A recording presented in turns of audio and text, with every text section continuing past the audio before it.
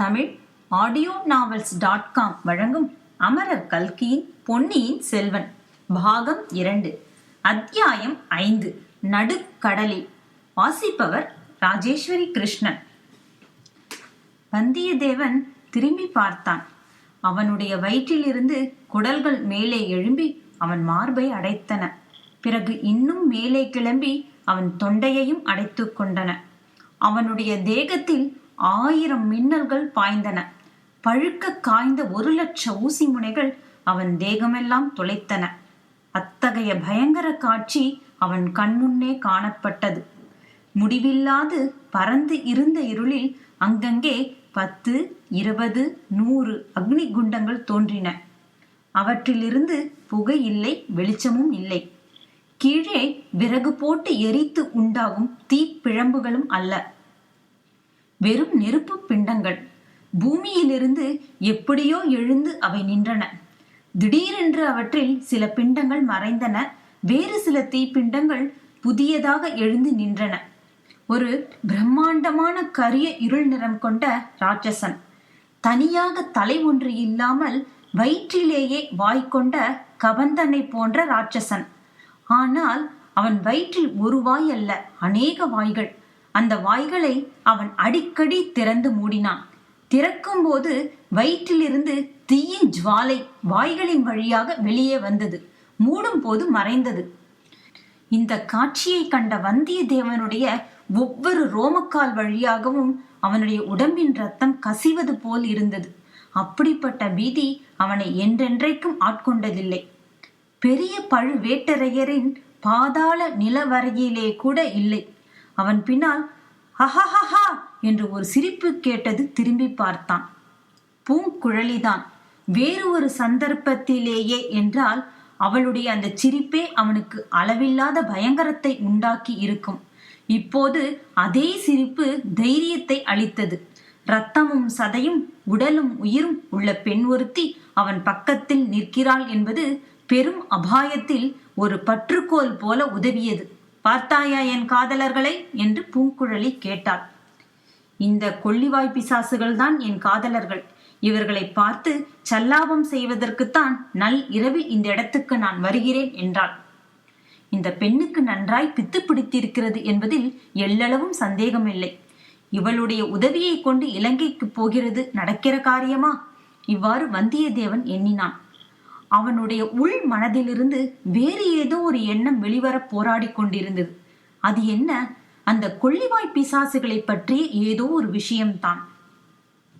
உன்னுடைய சிநேகிதன் சேந்தன் அமுதனால் இத்தகைய காதலர்களோடு போட்டியிட முடியுமா என்று பூங்குழலி கூறியது கிணற்றுக்குள்ளே இருந்து வரும் ஒரு குரலை போல் கேட்டது. ஏனெனில் அவனுடைய உள்ளம் அப்போது எதையோ ஞாபகப்படுத்திக் கொள்ள முயன்று கொண்டிருந்தது. கடைசியில் ஒரு பெரிய போராட்டம் மனதிற்குள்ளே தான். இதோ ஞாபகம் வந்துவிட்டது. கந்தகம் கலந்த பூமி பிரதேசங்களில் தண்ணீர் வெகு காலம் தேங்கி நின்று சதுப்பு நிலமானால் அத்தகைய இடங்களில் இரவில் இம்மாதிரி தோற்றங்கள் ஏற்படும்.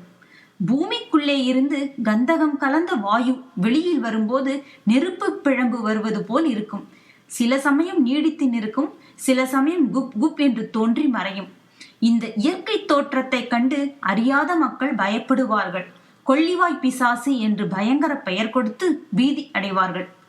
இப்படி பெரியோர் சொல்லி அவன் கேள்விப்பட்டிருந்தது ஞாபகத்துக்கு வந்தது.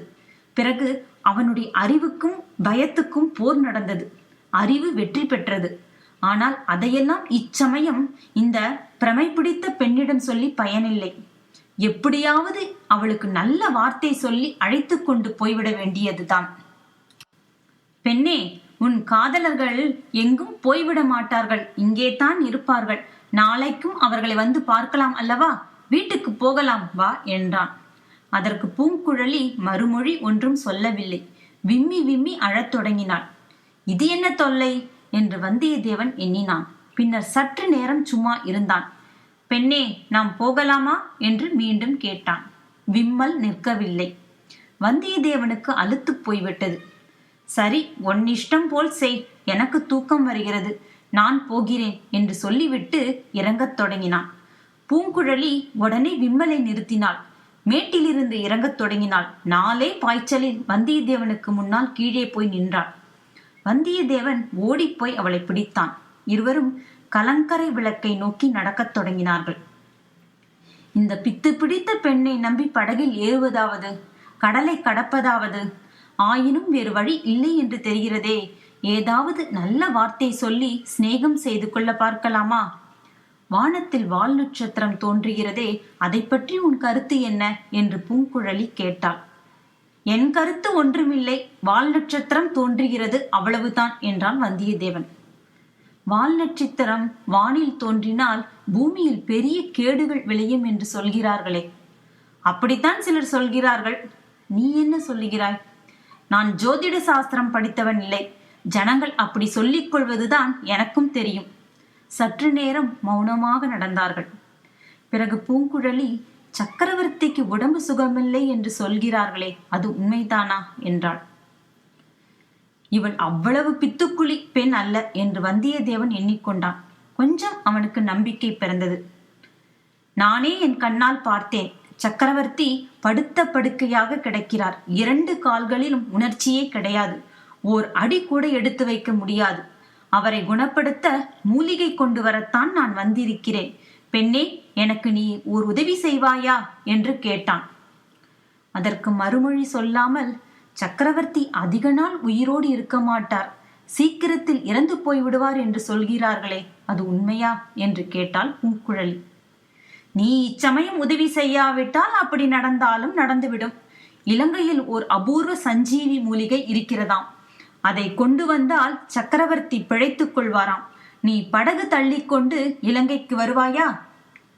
சக்கரவர்த்தி ஒருவேளை இறந்து போனால் அடுத்தபடி யார் பட்டத்துக்கு வருவார்கள் என்று பூங்குழலி கேட்டது வந்தியத்தேவனை தூக்கி வாரி போட்டது.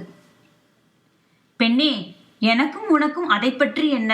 யார் பட்டத்துக்கு வந்தால் நமக்கு என்ன கவலை? ஏன் கவலை இல்லை? நீயும் நானும் இந்த ராஜ்யத்தின் பிரஜைகள் அல்லவா? இந்த பெண் பெத்து பிடித்தவளே அல்ல. இவளிடம் ஜாக்கிரதையாக நடந்து கொள்ள வேண்டும். இவளுடைய விசித்திரமான செயல்களுக்கு வேறு காரணம் இருக்க வேண்டும். ஏன் பேசாமல் இருக்கிறாய்? அடுத்த பட்டத்துக்கு யார் வருவார்கள் என்று பூங்குழலி மீண்டும் கேட்டாள். ஆதித்த கரிகாலருக்குத்தான் யுவராஜா பட்டம் கட்டியிருக்கிறது. அவர்தான் நியாயமாக அடுத்த பட்டத்துக்கு வர வேண்டும். மதுராந்தகர், அவருக்கு உரிமை ஒன்றுமில்லையா? அவர்தான் ராஜ்யம் வேண்டாம் என்று சொல்லிவிட்டாரே. முன்னே அப்படி சொன்னார், இப்போது ராஜ்யம் வேண்டும் என்று சொல்லுகிறாராமே. அவர் சொன்னால் போதுமா? பிரஜைகள் எல்லோரும் ஒப்புக்கொள்ள வேண்டாமா? பெரிய மனிதர்கள் பலர் அவர் கட்சியில் இருக்கிறார்களாமே. அப்படித்தான் நானும் கேள்விப்பட்டேன். இவ்வளவும் உன் காது வரையில் வந்து எட்டியிருப்பதை நினைத்தால் எனக்கு மிகவும் ஆச்சரியமாயிருக்கிறது. சுந்தர சோழர் திடீரென்று இறந்து போனால் என்ன ஆகும்? தேசமெல்லாம் பெரும் குழப்பமாகிவிடும். அதை தடுப்பதற்காகத்தான் உன் உதவி இப்போது தேவையாக இருக்கிறது. நான் என்ன உதவியை செய்ய முடியும்? முன்னமேயே சொன்னேனே, நான் அவசரமாக மூலிகை கொண்டு வர இலங்கை தீவுக்கு போக வேண்டும். அதற்கு நீ படகு வலித்து கொண்டு வர வேண்டும். என்னை எதற்காக அழைக்கிறாய்? ஒரு பெண் பிள்ளையை படகு தள்ளும்படி கேட்க வெட்கமா இல்லையா? வேறு யாரும் இல்லை என்று உன் தந்தை சொல்கிறார். உன் அண்ணன் கூட நேற்று போய்விட்டானாமே. அவன் போனால் என்ன? உனக்கு 2 கைகள், உன்னோடு வந்தவனுக்கு 2 கைகள் இல்லையா? எங்களுக்கு படகு வலிக்க தெரியாது. படகு வலிப்பது என்ன மந்திர வித்தையா? துடுப்பை பிடித்து வலித்தால் தானே படகு போகிறது. திசை தெரிய வேண்டும் அல்லவா? நடுக்கடலில் திசை தெரியாமல் போய்விட்டால்? நடுக்கடலில் திசை தெரியாவிட்டால் முழுகிச் சாகுங்கள். அதற்கு நான் என்ன செய்யட்டும்? கலங்கரை விளக்கின் அருகில் அவர்கள் வந்துவிட்டார்கள். வந்தியத்தேவனும் அத்துடன் பேச்சை நிறுத்திவிட விரும்பினான்.